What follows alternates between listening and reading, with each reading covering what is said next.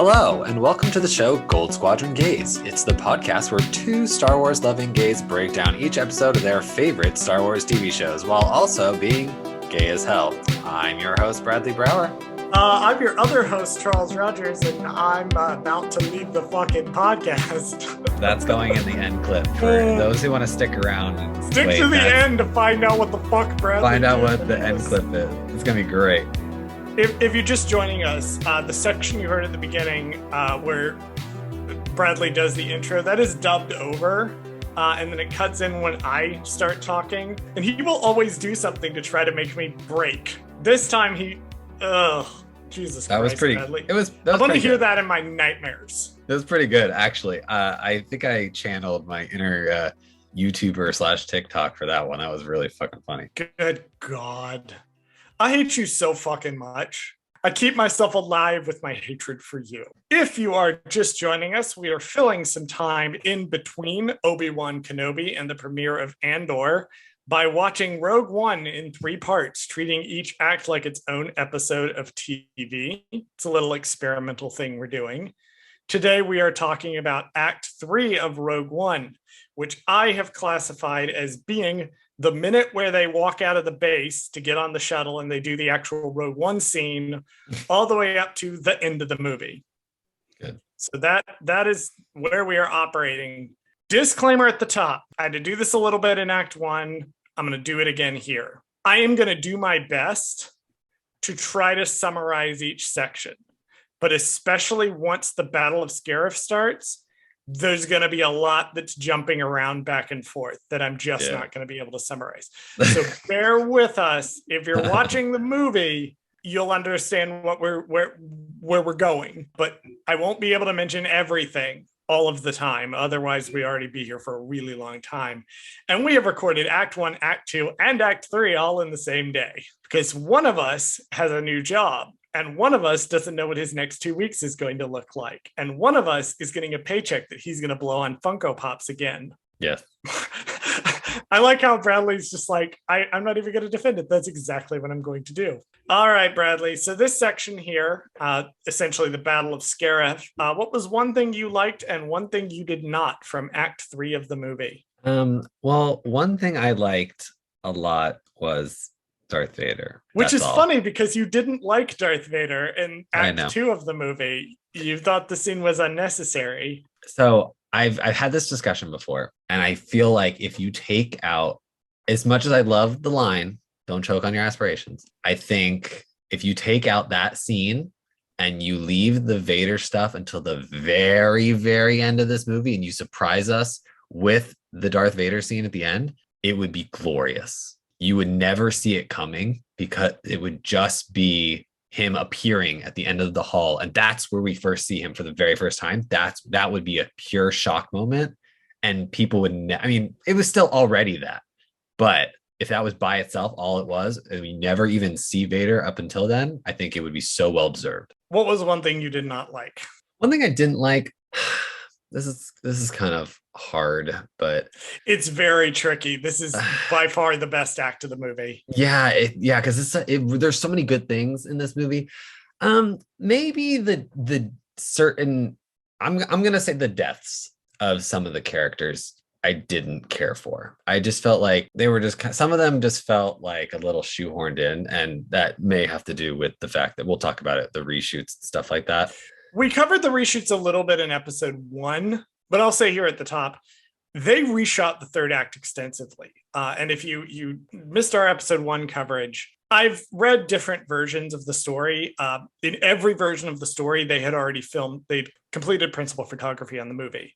And there was a meeting with Gareth Edwards, the director, and some big shots at Lucasfilm, including Kathleen Kennedy. And whether Edwards successfully pitched that all of Rogue One should die, or Kennedy beat him to the punch. I have heard both versions of the story.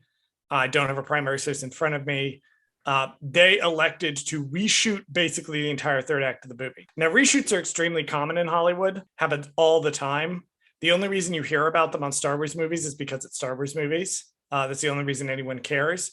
However, reshooting an entire third act of a movie to basically change the ending is unheard of. So that's I talked about artifacting in Act 1 and Act 2 of stuff that's just sort of left behind that doesn't pay off. I think it's because they reshot basically the entire third act of this movie. Yeah. Now, that's not to say that there isn't stuff that they added that was not amazing and that was great and that should be there because I enjoyed it a lot. But it is weird that they would have done that. It's just an odd choice. It's fine that they did. I mean, that happens.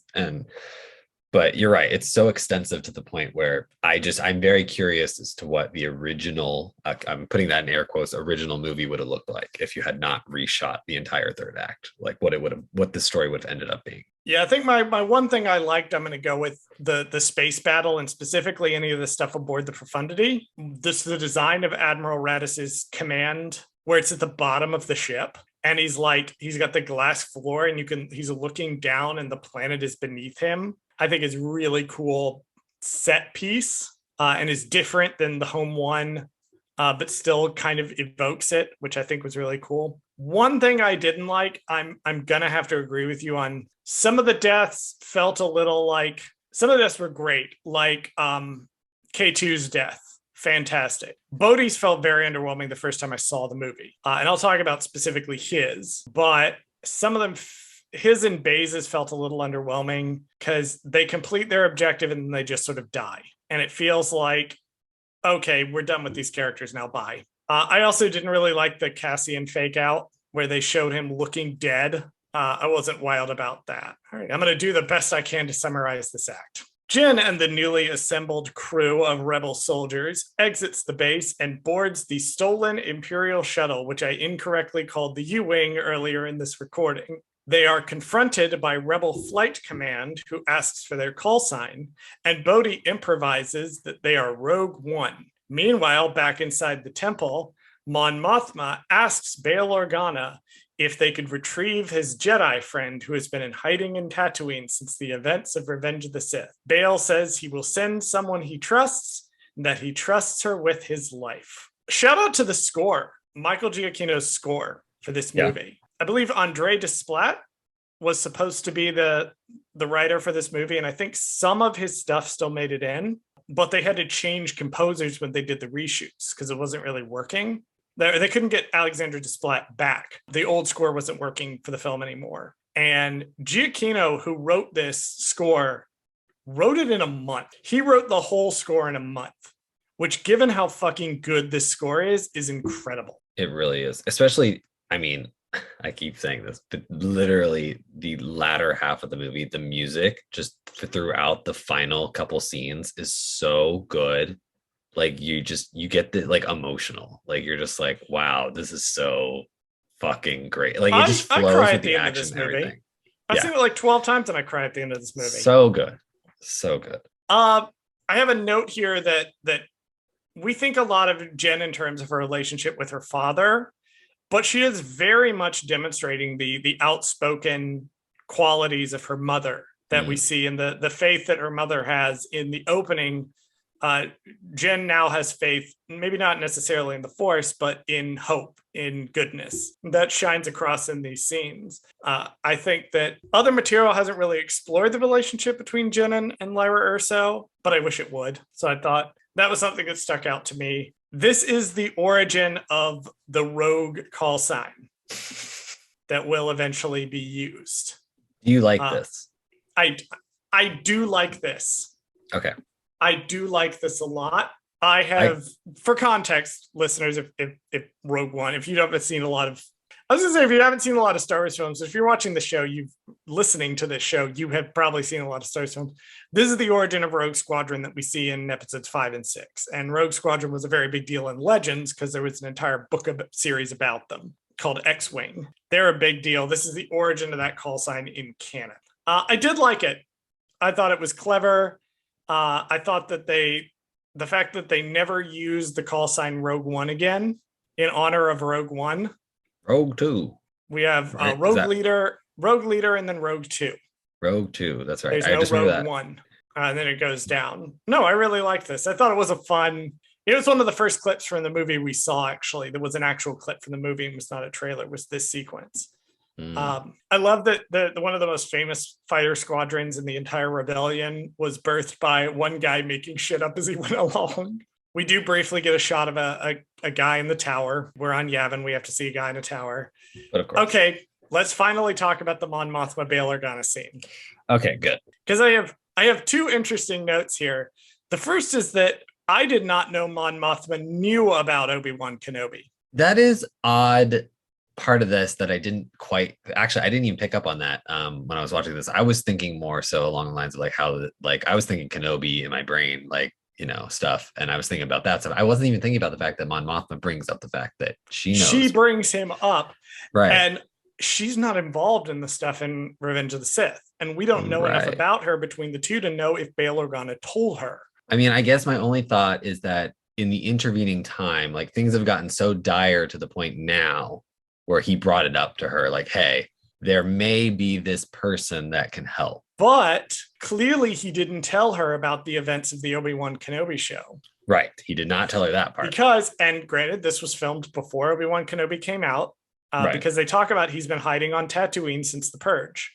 He doesn't bring up, yeah, he fucked off from Tatooine that one time to rescue my daughter. He didn't bring this up. He just says she's been hiding on Tatooine. So, like, Mon Mothma knows about Obi-Wan Kenobi, but she doesn't know about the events of the Obi-Wan Kenobi show, which I'm like, I want to know how much he actually tells her. Is that all your comments on this scene, Bradley? Yeah, I thought it was just like a nice, I don't know, it just like a nice connection to it. Like, especially since we know he's talking about Leia, we know he's talking about Kenobi.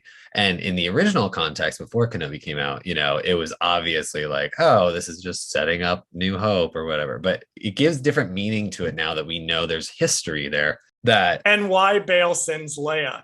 Right. Why he sends her, because he now he's like, you know what? It would be nice for them to see each other again, kind of thing. Like especially since this is such an important thing that he needs to do. Like, hey, this Jedi is important. We need to get him. Well, I'm going to send someone who's very important and is the only person else that knows where this guy is. And that would be Leia. And also clearly, like, he ropes Captain Antilles. Like, Captain Antilles knows why they're there. Because he goes and he has a conversation with him, who is not related to Wedge Antilles. These are two separate Antilles characters. This is Captain Ramus Antilles, who we'll see at the end of the movie. Yeah, this is one of my favorite scenes of the movie. It's so quick, and probably because, you know, Mon Mothma was one of my favorite characters. But it's so interesting to wonder, like, how much is Bail actually telling her about? Right. Like, does she know who Fulcrum was? Did she know that? Because she doesn't. Maybe he didn't tell her stuff while she was part of the Imperial Senate in case she was interrogated. These are questions that I have. Rogue One arrives in an Imperial shuttle on the planet of Scarif.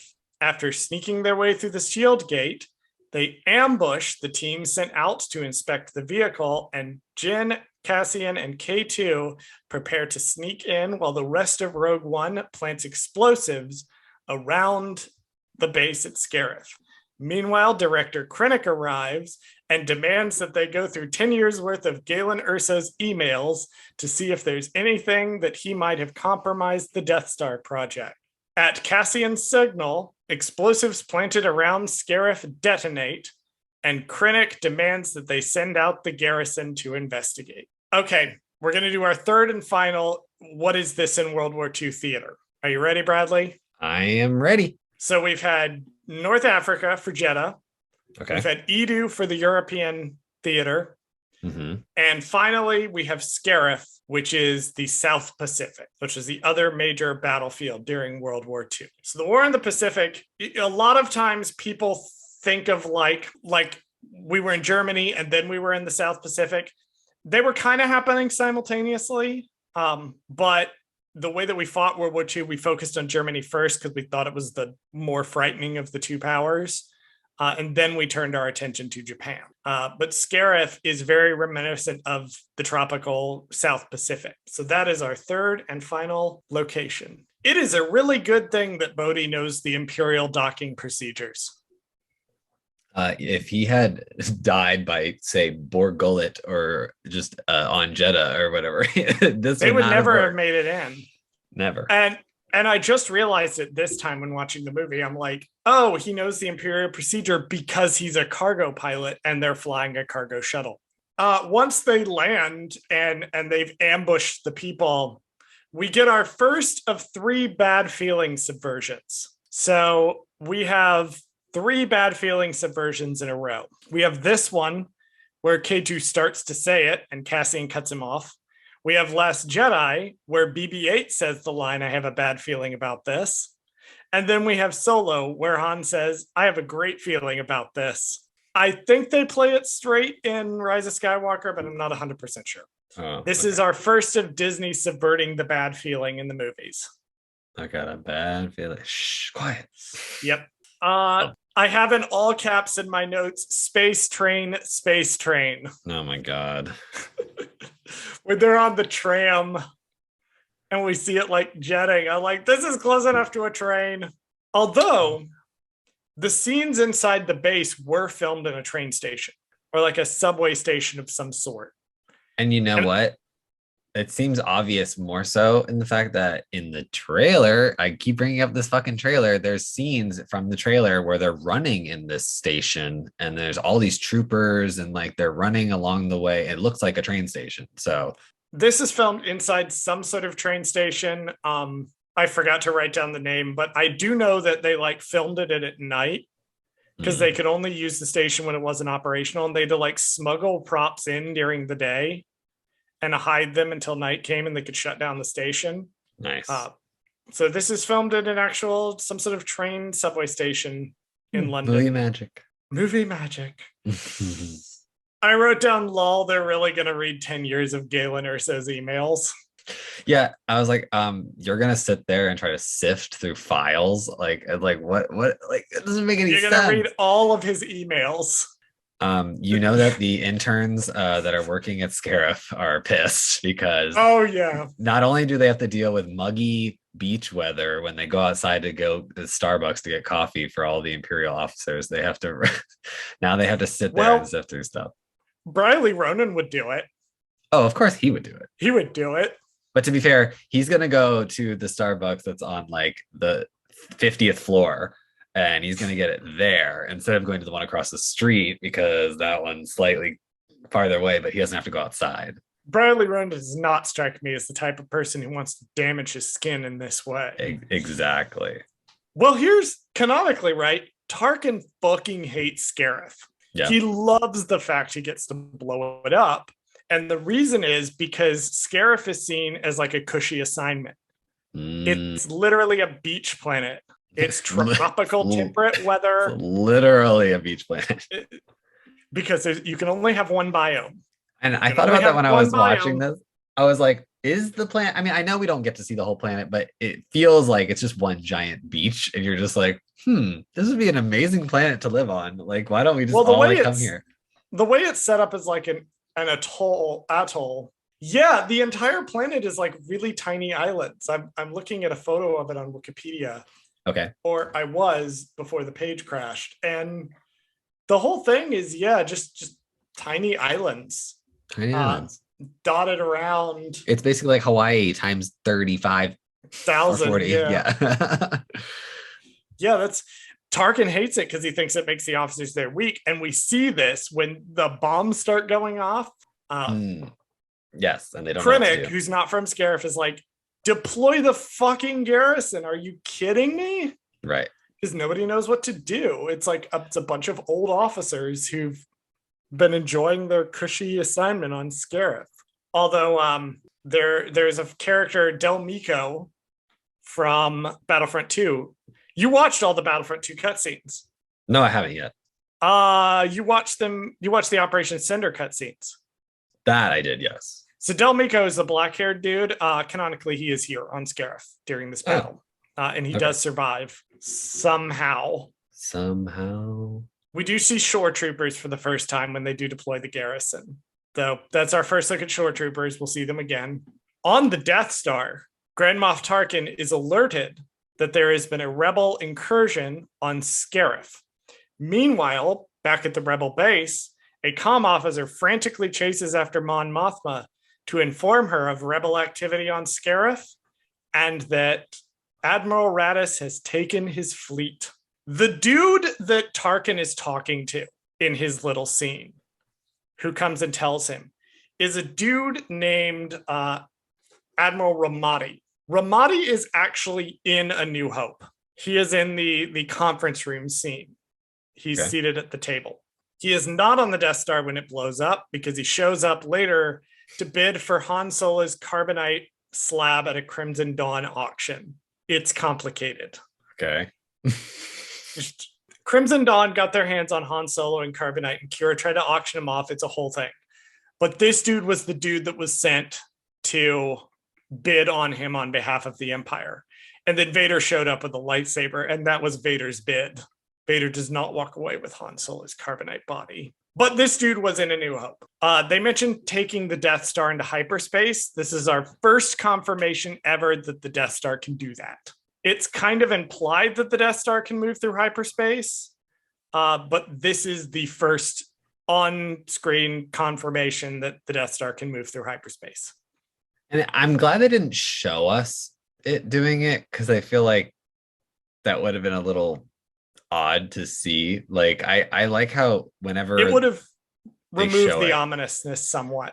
Right. I like whenever they do end up showing the Death Star, it just appears in other places. They don't ever show it leaving one place and going to another, because you have to think like, how the fuck is it moving? Like where there's no thrusters on the bottom. It's just a fucking satellite essentially, and they just have to somehow maneuver it.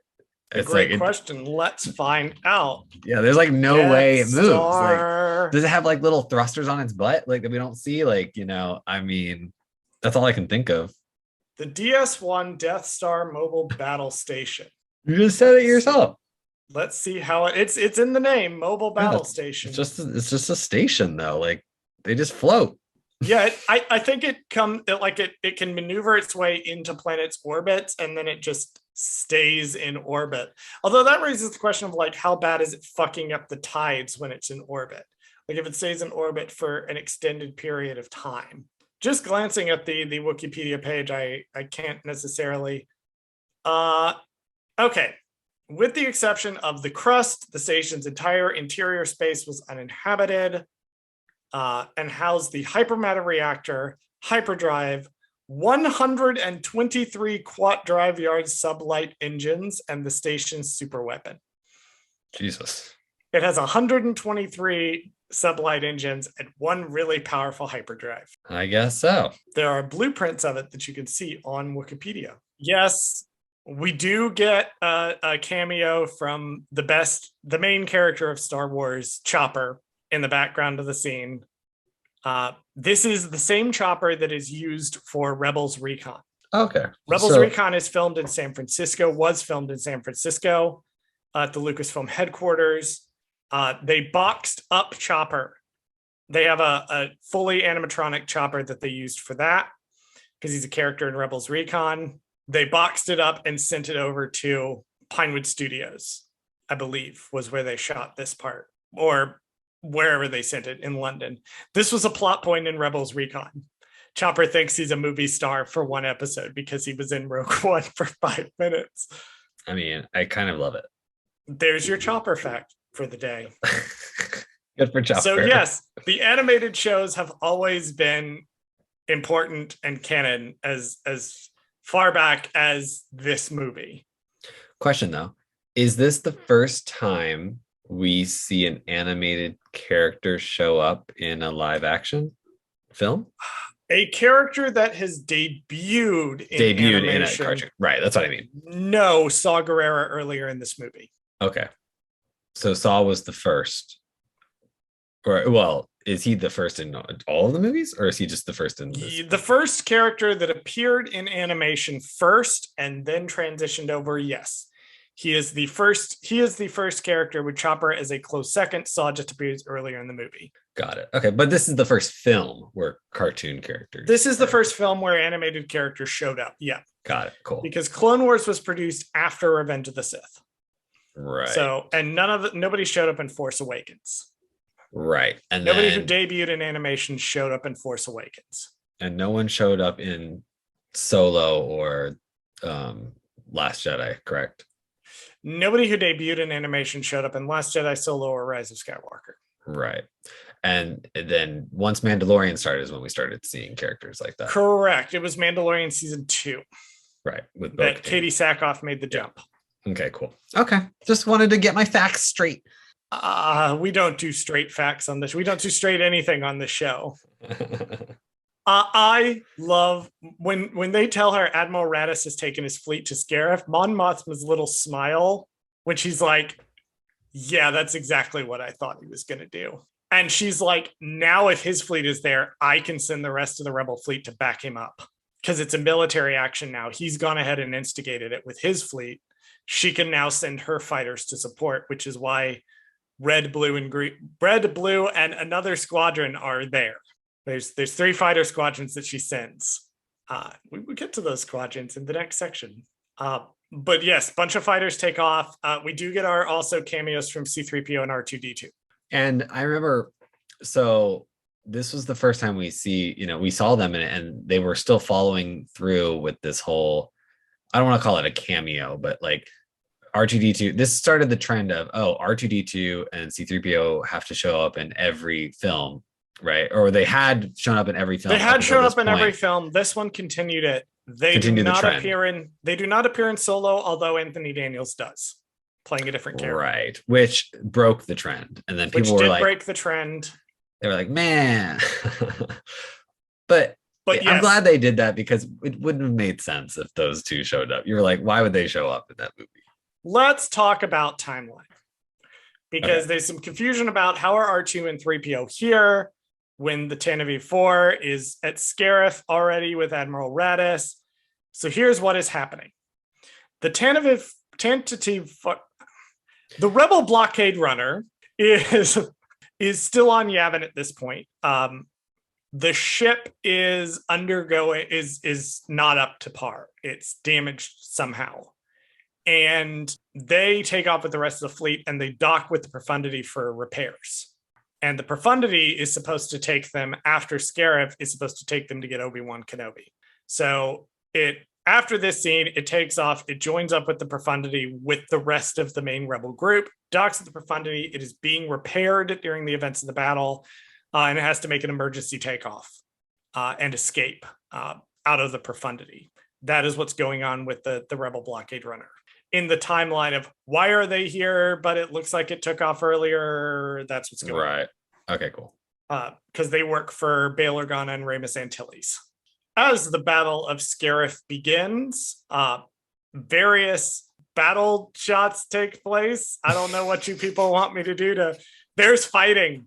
Jyn and Cassian and K2 make their way inside. The rest of the rebels are fighting on the beaches to try to be enough of a distraction for them to get in. Raddus and his fleet finally show up, deploying their fighter squadrons.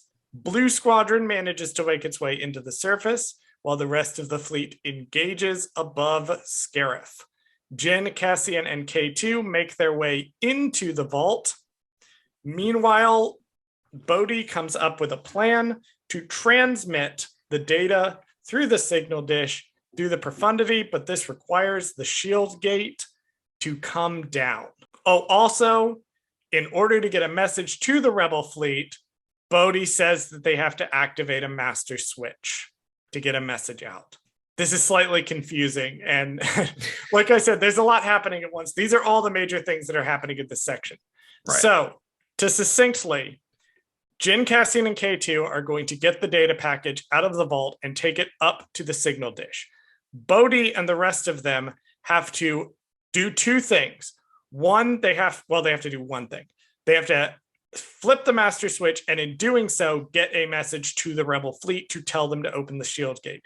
Rebel fleet has to take the shield gate down so that Jyn and Cassian and K2 can transmit the data via the massive signal dish at the top to the Profundity. That's what's going on in this sequence. Lots of stuff. Lots of stuff is happening that I'm summarizing very briefly.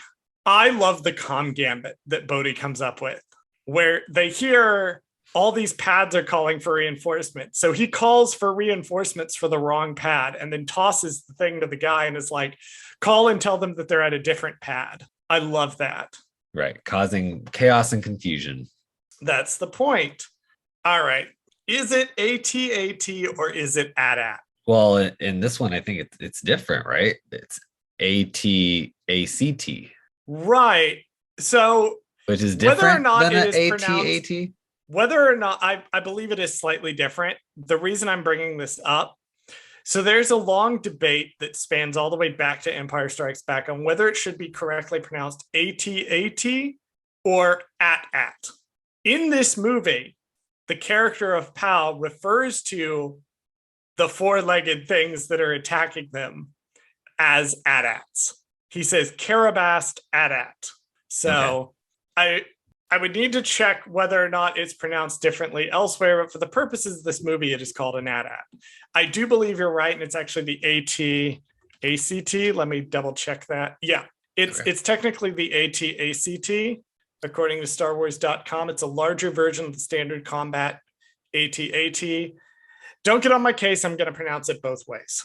It's just funny that like it's like if they would have just said it in the goddamn movie, like we would have been fine. Well, there's arguments for both sides. There's arguments that the letters AT are an actual word and you should pronounce it as an at. There's arguments that you wouldn't call an ATST ast. Right. You would call it an ATST. I mean, technically you call it a chicken walker. That's my point. But it's like it's Imperial Walker and Chicken Walker. I don't know why people have all these like. You're not gonna call like you call it an iPhone. You don't call it an iPhone 6S. Like you don't use the full thing. You just call it your iPhone. I will be interchangeably using AT-AT and AT-AT. Got it. So don't get on my case. It's the Markion Martian thing all over again. I don't think that's a debate, but okay. That's a huge debate. That was mentioned. That was mentioned on the celebration stage. I don't think so. The authors debate if it's Markion or Martian. How can the authors debate if whoever wrote it first is the one who decides? Because there's both canonical versions, and it's I don't have time to get into this with you. We will get into it in a later project. Yes, so 3 fighter squadrons show up. Blue Squadron, which does all get destroyed. Red Squadron, and what's the third squadron that shows up, Bradley? Yellow Squadron. I fucking hate you. Gold Squadron, of course. Gold Squadron is in of our name. The Gold Squadron shows up. Yep, I get very excited every time I see Gold Squadron now, where it gets a name drop. I'm like, that's us. That's us. We came up with the name. Gold Squadron is here. For Gold Leader and Red Leader, they are repurposing. This is neat. They are repurposing footage from A New Hope that they've remastered. But they also had one of the voice actors, I think it's Red Leader, come in and record additional dialogue. So if you see shots of Red Leader in the cockpit, it is footage from A New Hope that was unused. It was alternate takes. And then anytime that it's cut away, and they will do this mid-sentence to get the lines they want. It's fucking impressive. If it cuts away, it's the same guy 40 years later dubbing new lines. I think. Let me double check. No, I mean, that sounds right. And also, it's just cool. Like the fact that they did this. I believe it is the same guy. It's just, there's just something about the visual aspect of it. When you watch this movie, you're like, that's so cool that's vintage footage that they just enhance to that's definitely vintage footage that they enhance. And they had somebody, I think it was Red Leader, that they came in and did it after the fact. Really cool. Yeah, that was looks like I think it was Gold Leader. It was Gold Leader. Copy Gold I Leader. double checked it. This is the thing Charles should have researched. Yeah, it is Gold Leader. It is Gold Leader. So anytime you hear him and you see him in the cockpit, that's footage from 1977. If you hear his voice, these are fun Easter eggs. No, definitely. I wish they would have been like, they would have thrown random ones in there, and then we would have been like trying to figure it out, and everybody's like, and they don't mean anything, and people would be spending all their time trying to figure it out, and then they just randomly, like, they're like in Kenobi, they're like, oh yeah, Project Oblivion, like that was definitely the thing that we're talking about right now that we didn't plan all the way back in Rogue One. Yeah, I feel like War Mantle was just a name that they picked. Yeah. Out of that, they were like, oh, we'll do Project War Mantle. This is the purpose of Story Group, is to help tie these things together. And basically, a lot of people are very incorrect about what Story Group does. story group just makes sure everything is consistent and that filmmakers and creatives have the tools that they need to be consistent in the storytelling and be consistent in the universe. They don't decide what the story of Star Wars is going to be. Pablo Hidalgo is just a glorified encyclopedia checker. He will be the first to tell you he does not have as much power as people think he has. K2 sacrifices himself to buy Jyn and Cassian time. They decide to ascend up to the top of the tower and manually insert the data disk to transmit it to the fleet. They have an encounter with Krennic. Cassian gets shot and apparently is dead. Meanwhile, on the beach, Chirrut sacrifices himself to activate the master switch so that Bodhi can get a message to the rebel fleet. Bodhi also dies immediately after sending this message by having a grenade tossed into the ship. I did also skip over Bodhi like running out and connecting the wires manually to the shore troopers. That is a very brave moment for the character that I wanted to be sure I mentioned in the summary. Baze also dies by taking out the Death Trooper squad and dies looking at Chirrut, which is very sad and also gay. And up top, Admiral Raddus devises a plan.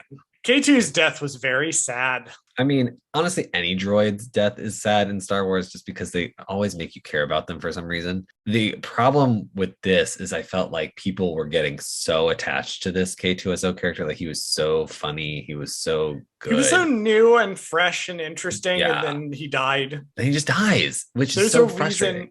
There's a reason that he's shown up in some other things because people really liked him. Ugh. His death was sad. In the novelization, which I haven't read at time of recording, I meant to, and then time crept up on me. I've been reading Servants of the Empire instead. They do mention in the novelization that his last dying thought is he chooses to imagine, however improbable, a scenario where Cassian survives, and that makes him happy. So that is sad. Don't know what those TIE fighters are that they're dogfighting with. I thought they might be TIE daggers, but they're not. Those are from Rise of Skywalker. Didn't have time to look it up. So maybe in the intervening time, I'll look up what those TIE fighters were, but they're really cool. So Baze has a little arc of like reaffirming his faith in the Force that I liked. I like that the last things he says to Chirrut before Chirrut dies are, "I am one with the Force," or either he says it or he says it right after. That was very sad. They were husbands. Definitely. So there's not much you can say about these deaths beyond they were sad. They were sad. I cry. Yeah. Bodhi was, I think, the point where I realized none of them were going to make it. Yeah, because it does seem a little, well, yes and no. Like I feel like I could see a reality where they killed Bodhi and then it's like, okay, he was finally brave and then he died, you know, and then everybody else survives. That was the point of the character arc. Right. Well, because K2 had already died and Chirrut had already died. And I was like, okay. I see. K2 sacrifices himself for Cassian. That makes sense. Chirrut sacrifices himself. His death causes Baze to reaffirm his faith in the Force. Fine. Then Bodhi died, and I was like, oh, none of these motherfuckers are making it off this planet. Yeah, it does.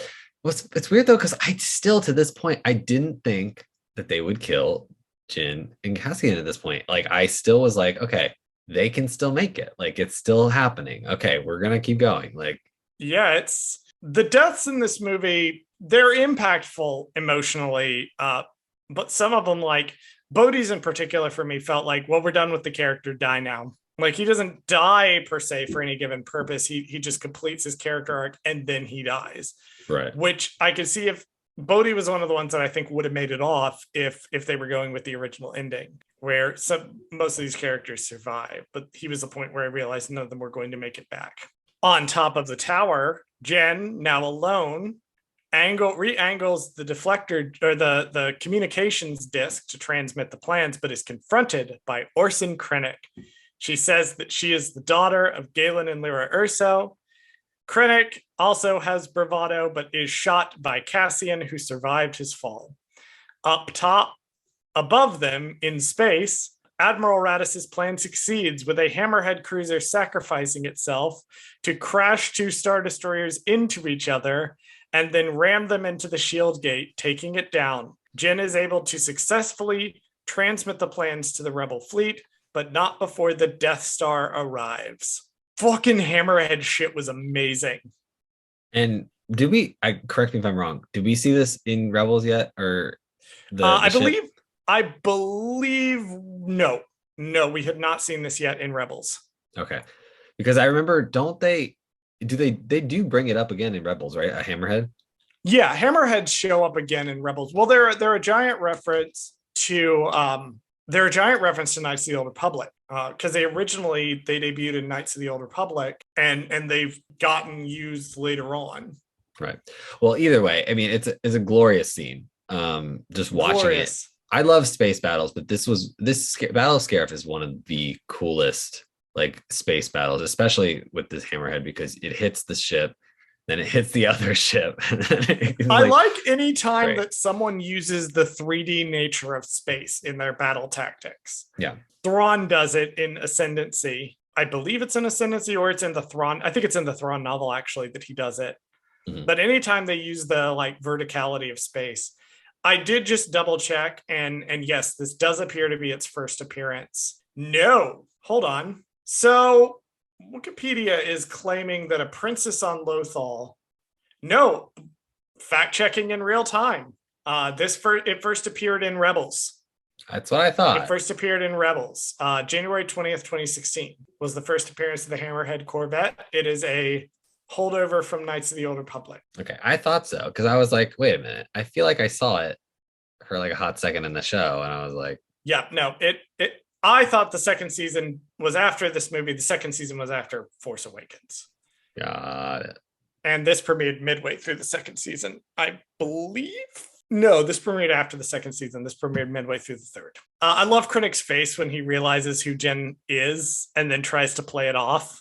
We also get the beginning of one of the best pieces of Star Wars music, which is the Your Father Would Be Proud, the music that plays over the end of the movie. Absolutely fantastic. Here's what I fucking love about this scene, though, is after they transmit the plans, Jen is straight up about to go murder Krennic. Yeah, she's like, let me at him. She has to be held back by Cassian. And I'm like, you know what?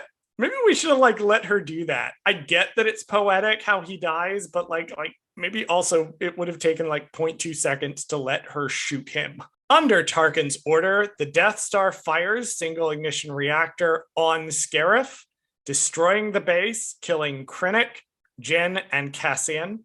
However, it is too late, and Rogue One has already transmitted the plans to the Profundity. Darth Vader appears and boards the Profundity, slicing his way through Rebel soldiers in an attempt to get the plans back.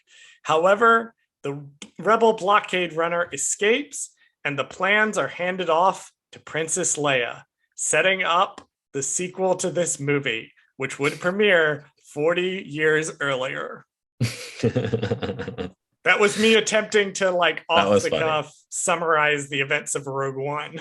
That was really funny. 3 episodes. They are not as clean as Bradley's because I've literally been making them up on the fly. It is poetic that Krennic is killed by the weapon he built. Honestly, it's funny because you see the way the shot is set up.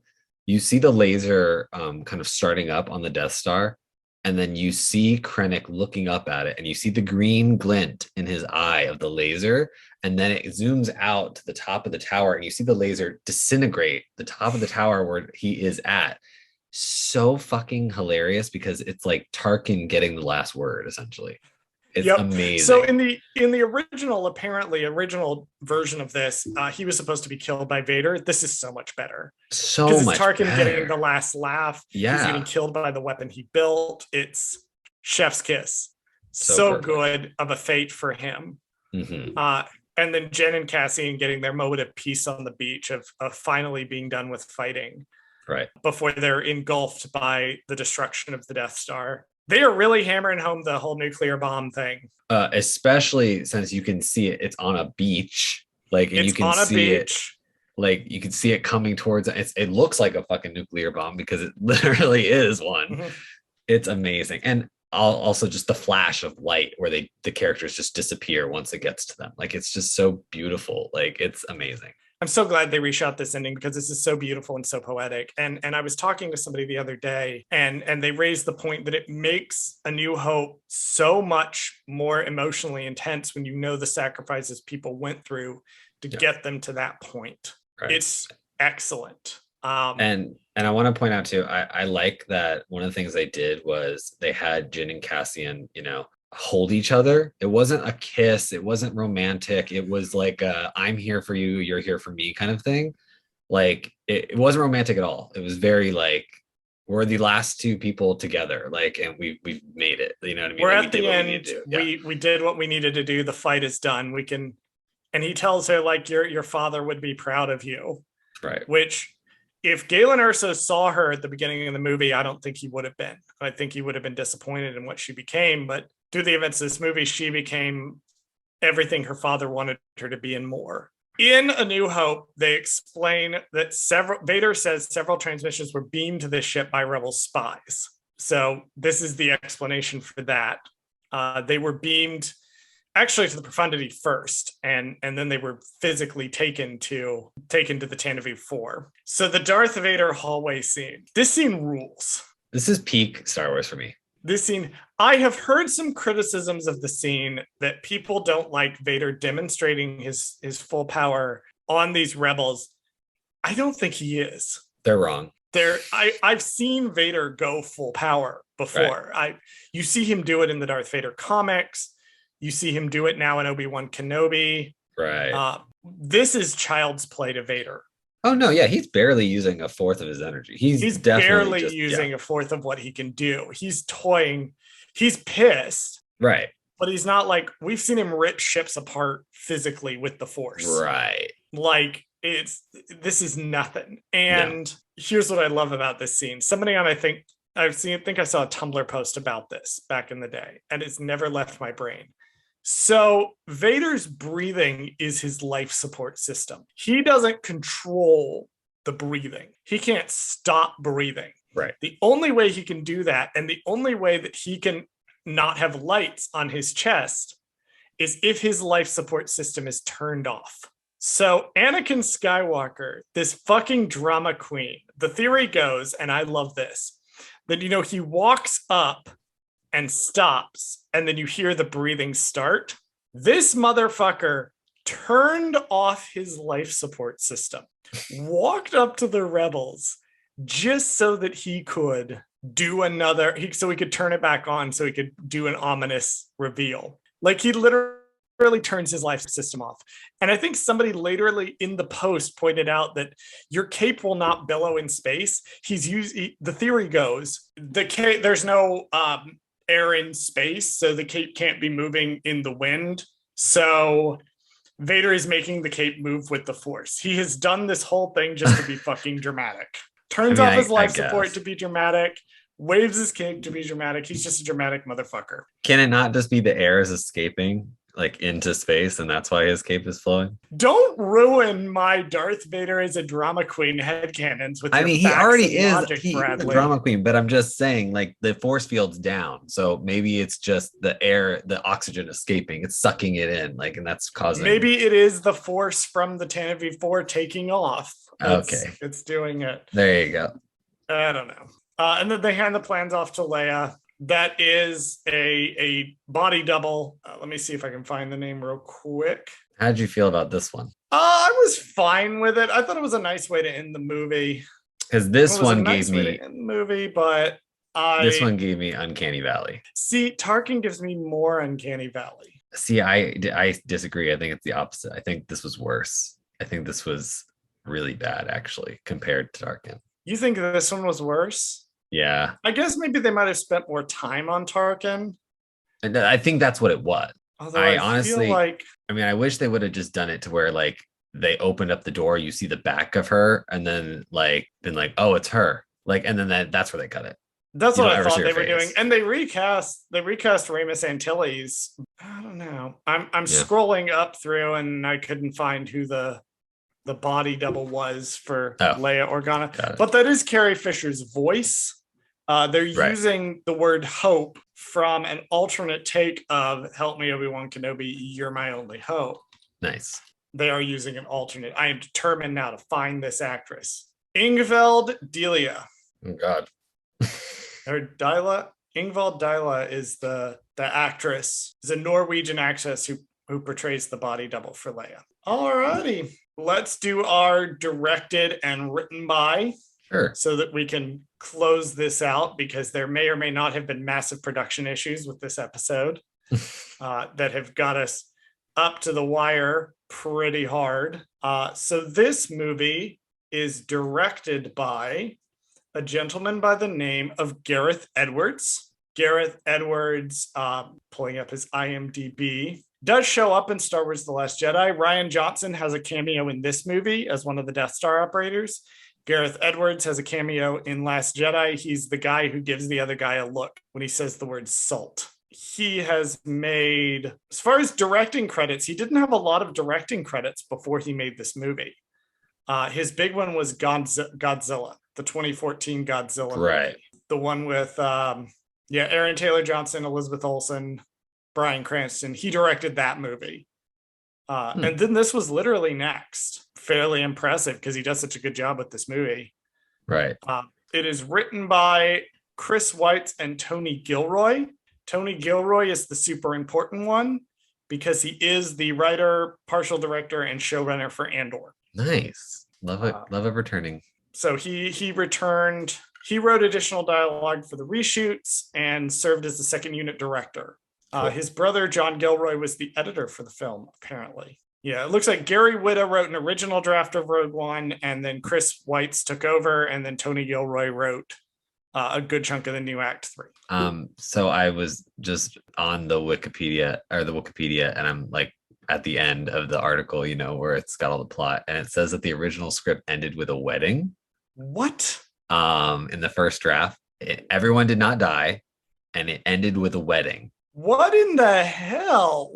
Now I need to know who got married, because was it Baze and Chirrut that got married? Baze and Chirrut almost got married in the movie. Oh my god. Oh, there it is. Yeah. The Whitta's script also ended in a wedding. That is bizarre. Crazy. Like now I need to know. Like I need to see the original script. I want it so badly. I think he's done interviews about what was in the original script, but nobody whines about this one because it's pretty universally accepted as being good, and it also won't get you rage clickbait on the internet if you say that it's bad. Right. I get heat for saying it's one of the weaker scripts for a movie. I get heat for this, even though I'm correct to say this. Yeah.